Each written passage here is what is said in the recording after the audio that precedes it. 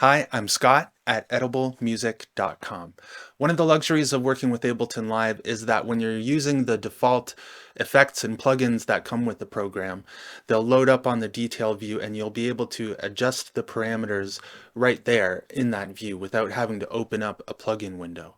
But when you're using a VST or a third-party plugin, all that shows up is this strange black box, and you might have gone through a few different reactions. The first might have been confusion about what you're supposed to do with it, and then the second might be, a bit of annoyance about having to click the little wrench icon every time you want to open up and adjust the parameters in that plugin. The third reaction that you might have gotten is just to become habituated to it. But there's an interesting way to make use of that mysterious little black box, and that's to assign them as parameters, because that functions as an XY control. And I'll show you a few different ways that you can make use of it, and I think that you'll want to be able to integrate it into your workflow as well after I show you this.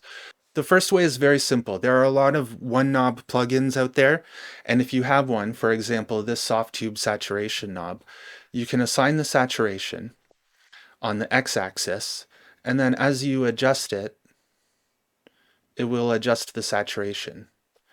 So you don't need to open up the window. You can just pull this little circle across, and that will adjust your saturation. On this plugin, there's also a saturation type that you can choose, and I'll put that on the y-axis. So all the way up at the top is a higher tone, neutral, and then all the way at the bottom is lower. So you can adjust both of them at the same time if you want. It gets especially useful when you're using more complex plugins. I think one of the things that makes using analog hardware in your music making and your mixing process fun is because you get to use both of your hands when you're adjusting some of the parameters. Whereas for us on the computer, we're just using a mouse, and that is sometimes not as effective, and it doesn't allow us to interact with the mix as efficiently as we could.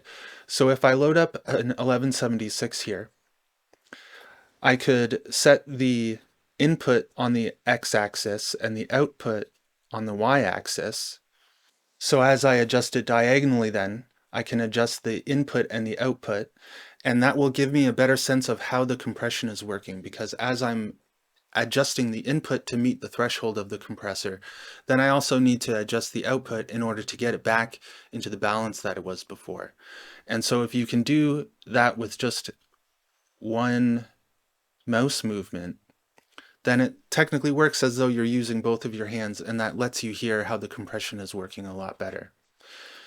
And a third way to make use of this is for plugins that are even more complex and where their parameters might not appear in the drop-down menu next to the XY control.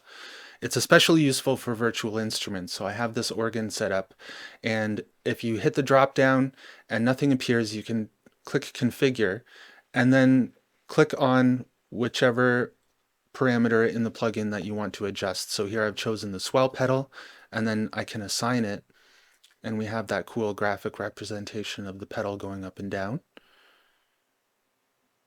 This can be really useful for automation as well, because as the track is playing, if you want to input some automation, you can select the parameters that you want and then adjust it as the song goes, and it will record the automation. It will make some very cool changes to the sound. It might feel a little cumbersome at first because you've gone through those stages, first of confusion, and then frustration, and then habituation. So you might be used to just opening up that wrench icon and making the adjustments within it. But I think with some repetition, then you'll be able to become habituated to this as well. It saves you some clicks, and it might open up some creative opportunities for you too. Try it out. Have fun.